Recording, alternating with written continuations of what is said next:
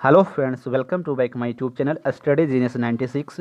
दोस्तों, आज की इस वीडियो में हम लोग यूरोपियों का आगमन से संबंधित जितने भी महत्वपूर्ण प्रश्न बनते हैं सारे प्रश्न को इस वीडियो में हम लोग देखेंगे। और टोटल दोस्तों हम लोग इस वीडियो में 80 से भी ज़्यादा प्रश्न करेंगे जो आपके किसी भी कम्पिटिटिव एग्जाम के लिए इम्पोर्टेंट है। चाहे आप रेलवे की तैयारी करते हो, बीपीएससी की तैयारी करते हो, यूपीएससी की तैयारी करते हो या एसएससी की तैयारी करते हो, आप किसी भी कम्पिटिटिव एग्ज़ाम की तैयारी कर रहे हो, सारे एग्ज़ामों के लिए ये सारे प्रश्न इंपॉर्टेंट है। क्योंकि दोस्तों ये सारे प्रश्न पूछे हुए हैं और आगे भी यही सारे प्रश्न रिपीट करते हैं, तो इसे आप लोग अच्छे तरीके से देख लीजिएगा और याद कर लीजिएगा। ठीक है, तो दोस्तों पहले आप लोग खुद से प्रयास करिएगा प्रश्न का उत्तर देने के लिए। ठीक है, तो चलिए आज का पहला प्रश्न को शुरू करते हैं। तो पहला प्रश्न में बोल रहा है, सूची 1 को सूची 2 के साथ सुमिलित कीजिए। तो यहाँ पे देखिए, सूची 1 में है यूरोपीय व्यापारी कंपनी का नाम और सूची 2 में है उसकी स्थापना वर्ष। तो यहाँ पे आपको जितने भी नाम दिख रहे हैं सारा का सारा इम्पोर्टेंट है। ठीक है, क्योंकि ये सारे प्रश्न एग्जाम में पूछे जाते हैं। पूछ लेता है कि पुर्तगाली ईस्ट इंडिया कंपनी की स्थापना कब हुई थी।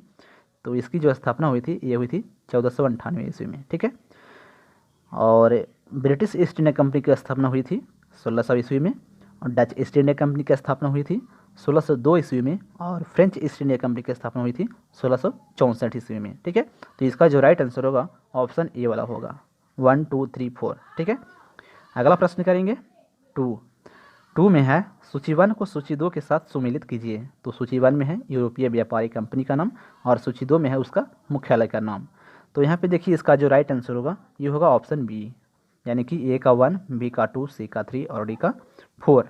तो देखिए पुर्तगाली ईस्ट इंडिया कंपनी का जो मुख्यालय है ना ये है गोवा में, और ब्रिटिश ईस्ट इंडिया कंपनी का जो मुख्यालय है ये है कलकत्ता में, और डच ईस्ट इंडिया कंपनी का जो मुख्यालय है ये है नेगपट्टनम में, और फ्रेंच ईस्ट इंडिया कंपनी का जो मुख्यालय है ये है पांडिचेरी में। तो यहाँ से भी प्रश्न पूछा जाता है, तो इसका राइट आंसर होगा ऑप्शन बी वाला। ठीक है, अगला प्रश्न करेंगे 3 में है निम्नलिखित में से किस किस यूरोपीय व्यापारी कंपनियों का मध्यकाल में भारत में आगमन हुआ। तो इसका जो राइट आंसर होगा क्वेश्चन नंबर 3 का ये ऑप्शन डी होगा, यानी कि उपयुक्त सभी का, यानी कि पुर्तगाली का, ब्रिटिश का, डच का, डेनिश का, फ्रेंच, फ्लैंडर्स और स्वीडिश का, सभी जो कंपनियां हैं ये मध्यकाल में भारत में आए थे। ठीक है, ऑप्शन डी इसका राइट आंसर होगा। और अगला प्रश्न है, वह पुर्तगाली कौन था जिसने गोवा पर अधिकार किया था। तो इसका जो राइट आंसर होगा ये होगा Alfonso de Albuquerque, option B इसका राइट आंसर होगा। और ये प्रश्न देखिए एसएससी 2002 में पूछा गया है। अगला प्रश्न है, भारत में ईस्ट इंडिया कंपनी का पहला गवर्नर जनरल कौन था। तो ये था वारेन हेस्टिंग, ऑप्शन सी इसका राइट आंसर होगा। और ये भी देखिए प्रश्न पूछा गया है 2001 में। नेक्स्ट प्रश्न है 6, निम्नलिखित में से किस यूरोपीय ने भारत में सबसे पहले अपना व्यापार फैलाया और प्रभावित किया। तो ये था पुर्तगाली, ऑप्शन डी इसका राइट आंसर होगा। और ये देखिए प्रश्न कितने बार एग्जाम में रिपीट हुआ है। नेक्स्ट प्रश्न है 7, वर्ष 1498 ईस्वी में वास्को डी गामा भारत में कहाँ उतरा था। तो ये मोस्ट इंपॉर्टेंट वीवीआई क्वेश्चन है। ये दोनों जो है 2021 में एनटीपीसी में पूछा गया प्रश्न है। और 7 का जो राइट आंसर होगा ये होगा ऑप्शन बी, यानी कि कालीकट में। ठीक है, और देखिए कितने बार एग्जाम में रिपीट हो चुका है। अगला प्रश्न करेंगे 8, वास्को डी गामा कहाँ का रहने वाला था। तो ये जो रहने वाला था ये था पुर्तगाल का, ऑप्शन ए इसका राइट आंसर होगा। और ये भी बहुत बार एग्जाम में पूछा गया है। नेक्स्ट प्रश्न है, वह अंग्रेज जिसने सम्राट जहांगीर के दरबार में आकर भेंट किया था। तो ये जो किया था भेंट ये था sir Thomas Roe, option A इसका राइट आंसर होगा, सर टॉमस रो। और ये भी देखिए आरआरबी 2005 और एमपीपीएससी 2010 में पूछा जा चुका है। अगला प्रश्न करेंगे 10 में है गोवा का दमन और दीव का उपनिवेशीकरण मूलतः किया गया था। तो ये किया गया था पुर्तगालियों द्वारा, ऑप्शन डी इसका राइट आंसर होगा, पुर्तगालियों के द्वारा। और ये रेलवे 2005 में पूछा गया है। अगला प्रश्न है, अल्बुकर्क ने गोवा को 1510 ईस्वी में किससे छीना था। तो ये छीना था बीजापुर के सुल्तान से, ऑप्शन बी इसका राइट आंसर होगा, बीजापुर के सुल्तान से। और ये रेलवे 2005 में पूछा गया है। नेक्स्ट प्रश्न है, भारत तक समुद्री मार्ग की खोज की गई थी। तो इसका जो राइट आंसर होगा ये होगा ऑप्शन सी, यानी कि पुर्तगालियों के द्वारा की गई थी। मोस्ट इंपॉर्टेंट क्वेश्चन है और ये रेलवे 2005 में पूछा गया है। अगला प्रश्न है 13 में है ब्रिटिशों ने भारत में सूरत में अपनी पहली फैक्ट्री स्थापित करने की अनुमति निम्नलिखित में से किससे प्राप्त की थी? तो इसका राइट आंसर होगा जहांगीर से। ऑप्शन बी इसका राइट आंसर होगा। ठीक है, ये जहांगीर से प्राप्त की थी अनुमति। अगला प्रश्न और देखिए, रेलवे 2005 में, यूपीएससी 2008 में और 2009 में रिपीट हुआ है और 2021 में भी ये प्रश्न पूछा गया है। अगला प्रश्न है 15, तृतीय कर्नाटक युद्ध की समाप्ति किस संधि से हुई? तो 15 का राइट आंसर होगा ऑप्शन ए, यानी कि पेरिस की संधि। ठीक है, और ये रेलवे 2003 में पूछा गया है। नेक्स्ट प्रश्न करेंगे। अगला प्रश्न है, पुर्तगाली व्यापारी कंपनी के भारत आगमन का सर्वप्रमुख उद्देश्य था। तो इसका जो उद्देश्य था, ये था काली मिर्च व अन्य मसालों के व्यापार पर एकाधिकार प्राप्त करना। ऑप्शन ए इसका राइट आंसर होगा। ठीक है, नेक्स्ट प्रश्न करेंगे 17 में है, जब 17 मई 1498 ईस्वी वास्को डी गामा कालीकट में उतरा तो किसने उसका स्वागत किया? तो इसका जो स्वागत किया था, ये किया था कालीकट के राजा जमोरिन ने। ठीक है, ऑप्शन ए इसका राइट आंसर होगा। नेक्स्ट प्रश्न है, पुर्तगालियों ने भारत में सर्वप्रथम कहाँ फैक्ट्री स्थापित किया? तो यह स्थापित किया था कालीकट में। ऑप्शन बी इसका राइट आंसर होगा कालीकट में। नेक्स्ट प्रश्न करेंगे, 1717 ईस्वी में निम्नलिखित में से मुगल सम्राट ने अंग्रेजों की ईस्ट इंडिया कंपनी को भारत में व्यापार पर विशेषाधिकार प्रदान करने का फरमान जारी किया? तो इसका जो राइट आंसर होगा, ये होगा ऑप्शन डी, यानी कि फर्रुखसियर ने। ऑप्शन डी इसका राइट आंसर होगा और ये भी प्रश्न पूछा जा चुका है। अगला प्रश्न करेंगे। अगला प्रश्न में है, ब्रिटिश के साथ बेसिन के संधि निम्नलिखित पेशवाओं में से किसने की थी? तो इसका राइट आंसर होगा ऑप्शन डी, यानी कि बाजीराव द्वितीय ने। और ये भी देखिए प्रश्न पूछा गया है। नेक्स्ट प्रश्न करेंगे। अगला प्रश्न में है, ईस्ट इंडिया कंपनी के नेतृत्व में रॉबर्ट क्लाइव का उत्तराधिकारी निम्नलिखित में से कौन था? तो इसका जो उत्तराधिकारी था, ये था हेस्टिंग। ऑप्शन सी इसका राइट आंसर होगा हेस्टिंग, और इसका पूरा नाम है वारेन हेस्टिंग। ठीक है, अगला प्रश्न करेंगे और ये भी प्रश्न पूछा गया CDS 2004 में। नेक्स्ट प्रश्न करेंगे। अगला प्रश्न है 22, किस पुर्तगाली गवर्नर ने नीले पानी की नीति अपनाई? तो इसका राइट आंसर होगा ऑप्शन ए, यानी कि फ्रांसिस्को डी अल्मीडा ने। ठीक है, फ्रांसिस्को डी अल्मीडा। नेक्स्ट प्रश्न करेंगे 23, किस भारत में पुर्तगाली साम्राज्य का वास्तविक संस्थापक कहा जाता है? तो ये कहा जाता है अल्फांसो डी अल्बुकर्क को। ऑप्शन बी इसका राइट आंसर होगा। नेक्स्ट प्रश्न करेंगे, अल्बुकर्क ने बीजापुर के किस सुल्तान से गोवा को छीना? तो इसका राइट आंसर होगा यूसुफ आदिल शाह। ठीक है, ऑप्शन ए इसका राइट आंसर होगा।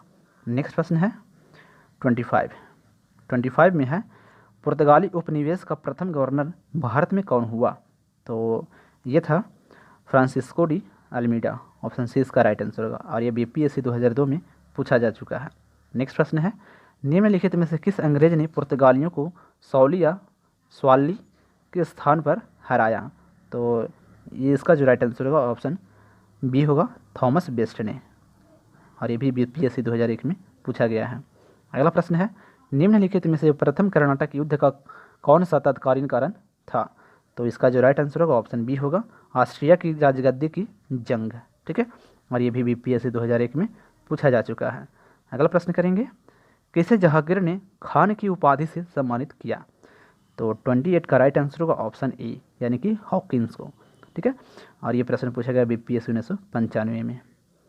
अगला प्रश्न है 29 में है, उस क्षेत्र की पहचान करें जहाँ से यूरोप वासियों को सर्वोत्तम सोरा और अफीम प्राप्त होता था। तो इसका राइट आंसर होगा ऑप्शन ए, यानी कि बिहार से। ठीक है, 29 का ऑप्शन ए इसका राइट आंसर होगा और ये प्रश्न BPSC 1995 में पूछा गया है। नेक्स्ट प्रश्न है, भारत में 1612 ईस्वी में अंग्रेजों ने अपनी पहली फैक्ट्री कहाँ स्थापित की थी? तो ये स्थापित की थी सूरत में। ठीक है, अंग्रेजों ने स्थापित की थी, और ये भी देखिए BPSC 1994 में और UPSC 2006 में पूछा गया है। नेक्स्ट प्रश्न है 31 में है, निम्नलिखित में से जिस एक शासक ने ईस्ट इंडिया कंपनी को दीवानी प्रदान की थी वह था? तो ये था शाह आलम द्वितीय। ऑप्शन सी इसका राइट आंसर होगा। ठीक है, अगला प्रश्न करेंगे 32 में है, बंगाल की निम्नलिखित फैक्ट्रियों में से एक जो पुर्तगालियों द्वारा स्थापित की गई थी वह था? तो ये था हुगली, ठीक है, हुगली इसका राइट आंसर होगा ऑप्शन सी, हुगली। और ये UPPCS 2004 में पूछा गया है। नेक्स्ट प्रश्न है, एक द्वीप पर निर्मित भारत का बड़ा नगर है, तो इसका राइट आंसर होगा ऑप्शन डी यानी कि मुंबई। और ये भी RAS RTS 1993 में पूछा जा चुका है। अगला प्रश्न है, भारत में तंबाकू के प्रचलन का श्रेय किसे है, तो 34 का राइट आंसर होगा ऑप्शन बी यानी कि पुर्तगालियों को है, ठीक है। नेक्स्ट प्रश्न करेंगे 35 में है, सूची 1 को सूची 2 के साथ सुमिलित कीजिए, तो इसका राइट आंसर होगा ऑप्शन ए, ठीक है। और इसका जो ऑप्शन है यहाँ पे है, तो इसका राइट आंसर ऑप्शन ए वाला होगा। ए का 1 होगा, बी का 2, सी का 3 और डी का 4। तो चलिए इसको मिलान करते हैं। अब देखिए यहाँ पे एस्तादो द इंडिया जो है, इसका जो राइट आंसर होगा ये होगा ये नंबर 1, ठीक है, पुर्तगालियों के समुद्रिक साम्राज्य का नाम है। और कार्टेज जो है ये होगा नंबर 2 वाला, पुर्तगालियों द्वारा जारी किया जाने वाला पार पत्र या आज्ञा पत्र इसे कहते हैं, ठीक है। और इनक्विजिशन जो है ये होगा नंबर 3 वाला, यानी कि पुर्तगालियों द्वारा स्थापित धार्मिक न्यायाधिकरण, ठीक है। और डी में जो है पोर्टो ग्रांडे यानी कि महान बंदरगाह, इसका होगा नंबर 4 वाला, यानी कि पुर्तगालियों द्वारा चिटगांव को दी गई संज्ञा, ठीक है। तो ऑप्शन ए इसका राइट आंसर होगा ये वाला, ठीक है। ऑप्शन ए इसका करेक्ट आंसर होगा, ये का 1, बी का 2, सी का 3 और डी का 4। अगला प्रश्न है, 18वीं सदी में भारत में लड़े गए युद्धों का निम्नलिखित सही कालानुक्रम कौन सा है, तो इसका जो करेक्ट आंसर होगा ये होगा ऑप्शन बी, यानी कि अंबर का युद्ध पहले हुआ, फिर उसके बाद प्लासी का युद्ध, उसके बाद बर्दिवास का युद्ध और उसके बाद बक्सर का युद्ध। और ये पूछा गया है UPSC 2005 में। नेक्स्ट प्रश्न करेंगे, भारत में यूरोपीय शक्तियों के प्रवेश के संदर्भ में कौन सा कथन सही नहीं है, तो इसका राइट आंसर होगा ऑप्शन ए, यानी कि पुर्तगालियों ने 1499 ईस्वी में गोवा पर कब्जा किया था। ये जो है ये सही नहीं है, बाकी जो है सभी सही है, ठीक है। अगला प्रश्न है 38 में है, भारत में फ्रांसीसियों ने अपना सबसे पहला कारखाना निम्न स्थानों में से कहाँ लगाया, तो 38 का राइट आंसर होगा ऑप्शन ए, यानी कि सूरत में। और ये भी UPSC 2003 में पूछा जा चुका है। अगला प्रश्न है, भारत में पहले मुद्रण मशीन की स्थापना किसने की, तो इसका राइट आंसर होगा ऑप्शन ए, यानी कि पुर्तगालियों ने की थी। नेक्स्ट प्रश्न करेंगे 40 में है, यूरोपीय व्यापारी कंपनियों के कारखाने कहाँ होते थे, ठीक है, यूरोपीय व्यापारिक कंपनियों के कारखाने होते थे, तो 40 का राइट आंसर होगा ऑप्शन सी, यानी कि भंडार गृह एवं उत्पादन केंद्र दोनों में, ठीक है।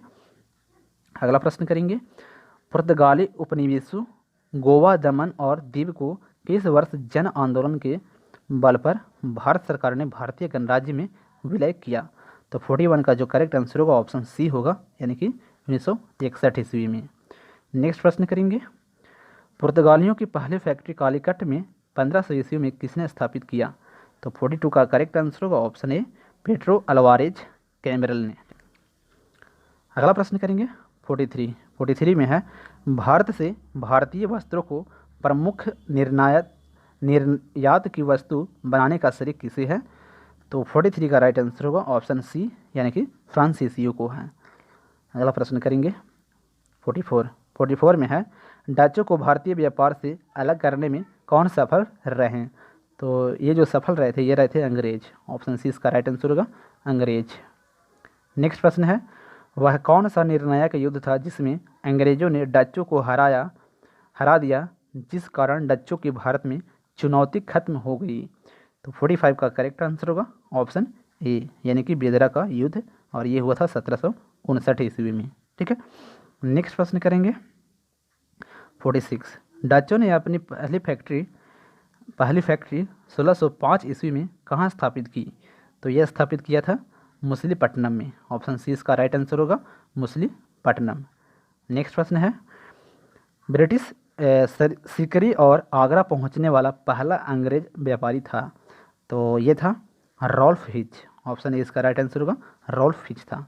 नेक्स्ट प्रश्न, ब्रिटिश ईस्ट इंडिया कंपनी का गठन किया, तो इसका राइट आंसर होगा 48 का ऑप्शन ए, यानी कि मर्चेंट एडवेंचरस और यहाँ पे लिखा हुआ है साहसिक व्यापारियों, ठीक है, के नाम से जाने जाने वाले लंदन के कुछ व्यापारियों ने, ठीक है।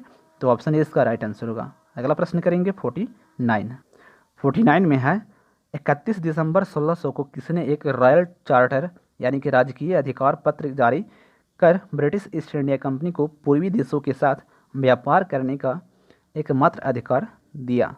तो इसका राइट आंसर होगा ऑप्शन ए यानी कि रानी एलिजाबेथ ने, ठीक है। नेक्स्ट प्रश्न करेंगे 50 में है ब्रिटिश ईस्ट इंडिया कंपनी का प्रथम गवर्नर कौन था? तो ये था टॉमस स्माइथ।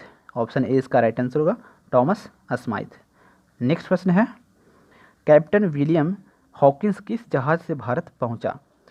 तो ये पहुंचा था हेक्टर से। ऑप्शन ए इसका राइट आंसर होगा। नेक्स्ट प्रश्न है किस मुगल बादशाह ने 6 फरवरी 1613 को एक फरमान जारी कर अंग्रेजों को सूरत में एक अस्थायी कोठी खोलने की अनुमति दी? तो इसका करेक्ट आंसर होगा जहांगीर। ऑप्शन बी इसका राइट आंसर होगा। अगला प्रश्न करेंगे कौन इंग्लैंड के सम्राट जेम्स प्रथम का राजदूत बनकर 1615 ईस्वी में मुगल बादशाह जहांगीर के दरबार में अजमेर पहुंचा? तो ये पहुंचा था sir Thomas Roe. Option C इसका राइट आंसर होगा सर टॉमस रो पहुंचा था। नेक्स्ट प्रश्न है 1661 ईस्वी में पुर्तगाल के राजा ने अपनी बहन कैथरीन यानी कि ब्रिंगाजा की शादी इंग्लैंड के राजा चार्ल्स द्वितीय से की। इस उपलक्ष्य में उसने कौन सा भारतीय द्वीप चार्ल्स द्वितीय को दहेज के रूप में दिया यानी कि दे दिया? तो इसका राइट आंसर होगा ऑप्शन बी बम्बई, ठीक है। बम्बई को दहेज के रूप में दिया था उसने। अगला प्रश्न है इंटरलोपर्स थे तो ये थे ऑप्शन ए इसका राइट आंसर होगा अनाधिकृत व्यापारियों के रूप में समुद्रिक लुटेरे, ठीक है। नेक्स्ट प्रश्न करेंगे 1632 ईस्वी में गोलकुंडा के किस सुल्तान ने अंग्रेजों के नाम सुनहला फरमान यानी कि गोल्डन फॉरमैन जारी कर 500 पगोडा वार्षिक कर के एवज में उन्हें गोलकुंडा राज्य के बंदरगाहों में स्वतंत्रतापूर्वक व्यापार करने की अनुमति दी? तो इसका जो करेक्ट आंसर होगा ये होगा ऑप्शन ए यानी कि अब्दुल्ला कुतुब शाह, ठीक है। नेक्स्ट प्रश्न करेंगे 57 1639 ईस्वी में अंग्रेज फ्रांसिस डे ने कहाँ के शासक से मद्रास को पट्टे पर लिया और वहाँ एक किलाबंद कोठी बनवाई? तो इसका करेक्ट आंसर होगा ऑप्शन ए यानी कि चंद्रगिरी के राजा से। नेक्स्ट प्रश्न करेंगे 58 अंग्रेजों ने पूर्वी भारत में पहली बार उड़ीसा में महानदी के मुहाने यानी डेल्टा पर हरिहरपुर बालासोर एवं पिपली में फैक्ट्रियां कब स्थापित की थी? तो इसका जो करेक्ट आंसर होगा ये होगा ऑप्शन ए यानी कि 1633 ईस्वी में। अगला प्रश्न करेंगे अगला प्रश्न बोल रहा है शाहजहां के पुत्र एवं बंगाल के तत्कालीन सूबेदार शाह शुजा से ब्रिटिश कंपनी को निशान यानी कि शाहजादों द्वारा जारी आदेश पत्र कब प्राप्त हुआ जिसमें कंपनी को 3000 रुपया वार्षिक कर के बदले व्यापार का विशेषाधिकार मिला? तो इसका जो करेक्ट आंसर होगा ऑप्शन ए होगा 1651 ईस्वी में। नेक्स्ट प्रश्न करेंगे किसने 1680 ईस्वी में एक फरमान जारी कर अंग्रेजों पर चुंगी की दर 2% से बढ़ाकर 3.5% कर दिया? तो 60 का करेक्ट आंसर होगा ऑप्शन सी यानी कि औरंगजेब ने, ठीक है।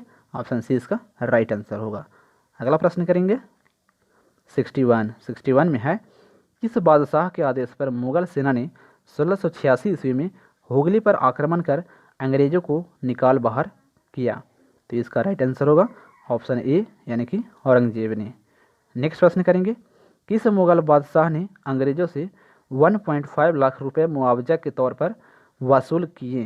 तो 62 का राइट आंसर होगा ऑप्शन सी औरंगजेब ने। अगला प्रश्न करेंगे 63 में है अंग्रेजों को सुतानाती कालिकता एवं गोविंदपुर नामक 3 गांवों की जमींदारी खरीदने की अनुमति देने वाला बंगाल का मुगल सूबेदार था? तो ये था अजीम उस शान, ऑप्शन डी इसका राइट आंसर होगा। अगला प्रश्न करेंगे 64। अंग्रेजों ने सुल्तानाती कलिकत्ता एवं गोविंदपुर की जमींदारी कितने में खरीदी? तो इसका राइट आंसर होगा ऑप्शन ए, यानी कि 1200 रुपये में। अगला प्रश्न करेंगे, भारत में ब्रिटिश उपनिवेशवाद के दौरान नए शहरों का प्रादुर्भाव हुआ। कलकत्ता, जो अब कोलकाता है, उन प्रथम शहरों में से एक था। निम्नलिखित में से कौन से गांवों से मिलकर कलकत्ता शहर बना था? तो 65 का जो करेक्ट आंसर होगा ये होगा ऑप्शन सी, यानी कि सुल्तानाती कलिकत्ता और गोविंदपुर से। और ये CDS 2013 में पूछा गया है।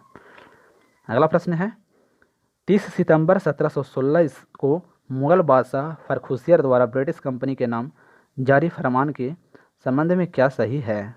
तो इसका राइट आंसर होगा ऑप्शन डी, उपयुक्त सभी सही है, यानी कि ये वाला भी सही है, बी और सी सही है, सभी सही है। ठीक है, अगला प्रश्न करेंगे, आप लोग पढ़ लीजिएगा। इसमें बोल रहा है, हम पढ़ेंगे तो वीडियो लंबा हो जाएगा। ठीक है, तो यहाँ पे बोल रहा है कि इसके द्वारा जारी फरमान को अंग्रेज और में ने बंगाल में ब्रिटिश व्यापार का मैग्ना कार्टा बनाया। तो 67 का राइट आंसर होगा ऑप्शन बी, यानी कि फर्रुखियत द्वारा जारी फरमान। नेक्स्ट प्रश्न करेंगे 68। निम्नलिखित में से कौन अंग्रेज जहांगीर के समय में भारत नहीं आया था? तो ये जो नहीं आया था ना, ये है रॉल्फ फिच, ऑप्शन डी इसका राइट आंसर होगा। रॉल्फ फिच जो है ये भारत नहीं आया था। अगला प्रश्न है, सुमिलित कीजिए। तो सूची 1 में अंग्रेज यात्री है और सूची 2 में मुगल बादशाह है। तो इसका राइट आंसर होगा 69 का ऑप्शन ए, यानी कि ए का 1, बी का 2 और सी का 3। तो जॉन मिल्डन हॉल यह एक यात्री थे जो अकबर के मुगल शासनकाल में आए थे। ठीक है, और विलियम्स हॉकिन जो है ये आए थे जहांगीर के शासनकाल में, और जॉन सरमैन जो हैं ये आए थे फर्रुखियत के शासनकाल में, यानी कि ए का 1, बी का 2 और सी का 3 होगा। अगला प्रश्न करेंगे 70 में है, बंगाल में अंग्रेजों की कंपनी के बारे में किसने कहा यह एक कुत्सित या नीच झगड़ालू लोगों और बेईमान व्यापारियों की कंपनी है? तो 70 का राइट आंसर होगा ऑप्शन ए, यानी कि शाइस्ता खां ने कहा था। अगला प्रश्न करेंगे 71 में है, सुमिलित कीजिए। ठीक है, तो सूची 1 और सूची 2 को सुमिलित करना है। तो इसका राइट आंसर होगा ऑप्शन ए का 1, बी का 2, सी का 3 और डी का 4। तो फोर्ट विलियम जो है ये स्थित है कलकत्ता में, फोर्ट गैल्ट्रिया जो है ये स्थित है पुलिकट में, और फोर्ट गुस्तावुस जो है ये स्थित है चेनसूरा में, और फोर्ट लुई जो है ये स्थित है पांडिचेरी में। ठीक है, तो ऑप्शन ए इसका राइट आंसर होगा।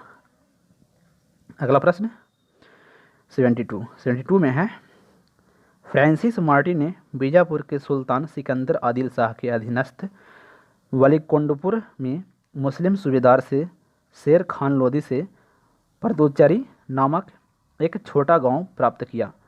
मार्टिन ने परदुचरी का विकास किसके रूप में किया? तो इसका राइट आंसर होगा ऑप्शन ए, यानी कि पांडिचेरी के रूप में। ठीक है, अगला प्रश्न करेंगे 73 में है, फ्रांसीसियों को चंद्रनगर बस्ती किसने भेंट की? तो इसका जो करेक्ट आंसर होगा ये होगा ऑप्शन बी, यानी कि शाइस्ता खां ने। नेक्स्ट प्रश्न करेंगे 74, मुगल बादशाह ने किसे नवाब की पदवी प्रदान की? तो 74 का राइट आंसर होगा ऑप्शन ए, यानी कि डुप्ले ने। अगला प्रश्न करेंगे 75 में है, डुप्ले के संबंध में क्या सही है? तो 75 का राइट आंसर होगा ऑप्शन डी, उपयुक्त सभी सही है। ठीक है, वह पहला व्यक्ति था जिसने भारत में यूरोपीय साम्राज्य की नींव रखी। सही है, उसने पहली बार यूरोपीय सेना को भारतीय दरबार में भारतीय खर्च पर नियुक्त करवाया था। ये भी सही है, उसने पहली बार वे हथकंडे प्रयोग किए जो भारत को जीतने के लिए अंग्रेजों के मार्गदर्शक बने। ये भी सही है। ठीक है, तो ऑप्शन डी इसका राइट आंसर होगा। अगला प्रश्न करेंगे 76, पांडिचेरी के गवर्नर जनरल बनने के पूर्व डुप्ले कहाँ का गवर्नर नियुक्त किया गया था? तो इसका जो राइट आंसर होगा ऑप्शन ए होगा, यानी कि चंद्रनगर का। अगला प्रश्न करेंगे, डुप्ले के बाद पांडिचेरी का गवर्नर जनरल कौन बना? तो 77 का राइट आंसर होगा ऑप्शन ए, गोडेहू। अगला प्रश्न करेंगे अगला प्रश्न है फ्रांसीसियों के पतन का कारण था। तो इसका जो पतन का कारण था ये था उपयुक्त सभी। ऑप्शन डी इसका राइट आंसर होगा, उपयुक्त सभी। ऑप्शन ए में है अंग्रेजों की नौसैनिक श्रेष्ठता एवं भारत व भारत के बाहर अंग्रेजों से व्यापारिक प्रतिद्वंदिता। और बी में है फ्रांसीसी सरकार के संदर्भ समर्थन का अभाव। और सी में है फ्रांसीसी कंपनी का दुर्बल संगठन, यानी कि ऑप्शन डी इसका करेक्ट आंसर होगा। अगला प्रश्न करेंगे।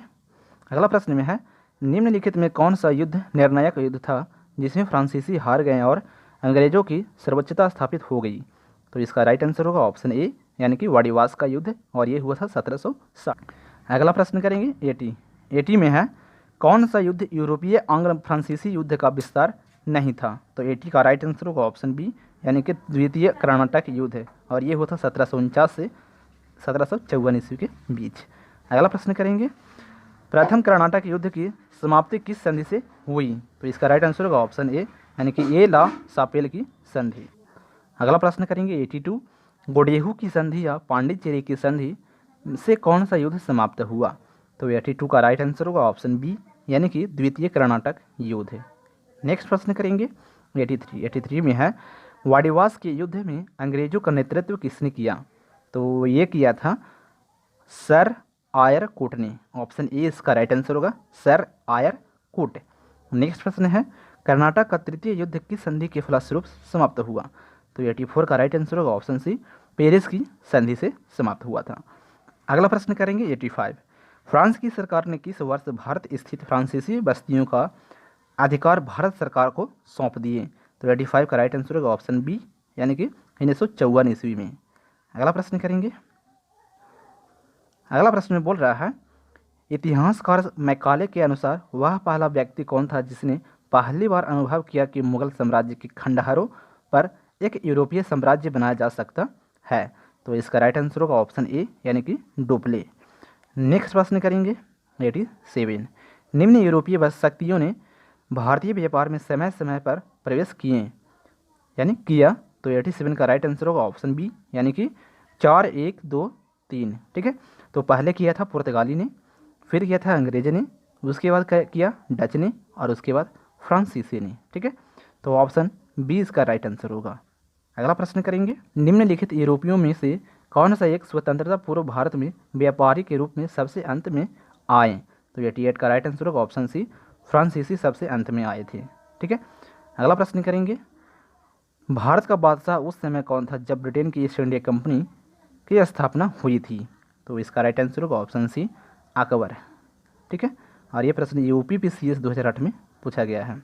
नेक्स्ट प्रश्न है 17वीं सदी के दौरान दक्षिण भारत में यूरोपीय व्यापारी कंपनियों की सफलता के लिए निम्नलिखित में से कौन सा कारण था। तो 90 का राइट आंसर होगा ऑप्शन ए, यानी कि 1 2 और 3। ठीक है, ये तीनों कारण था। ठीक है, अगला प्रश्न करेंगे 91 में है 15 अगस्त 1947 के बाद भी भारत का कौन सा भाग पुर्तगाल के अधीन बना रहा। तो 91 का राइट आंसर होगा ऑप्शन ए, यानी कि गोवा।